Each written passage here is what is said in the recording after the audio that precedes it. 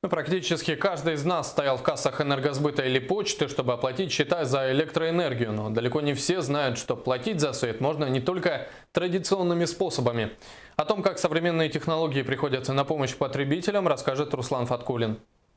В кассах Мирнинского отделения энергосбыта практически всегда людно, вне зависимости от дня получения зарплаты, погоды и финансового состояния. Жители приходят и отстаивают очереди, чтобы отдать свои кровные за потребленную ими электроэнергию. Кроме того, жилищный кодекс обязывает ежемесячно предоставлять в энергосбыт свои данные. За свет, как мы знаем, потребление идет, мы считаем не только по нормативам, это получается при отсутствии показаний приборов учета, да, или если у потребителей электросчетчик находится не в подъезде, чтобы контролер мог снимать показания, но и в самом жилом помещении, то есть в квартире или его в комнате.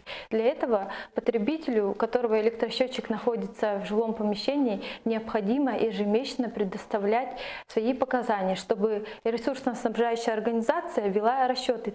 Однако современные технологии позволяют оплачивать за электроэнергию намного быстрее и удобнее, но далеко не все ими пользуются.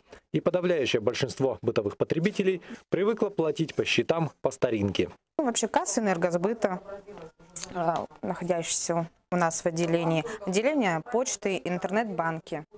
Ну и сейчас можно еще оплатить через сайт Якутскэнерго. То есть оплата энергоресурсов через сайт Якутскэнерго производится по платежным картам Visa и MasterCard.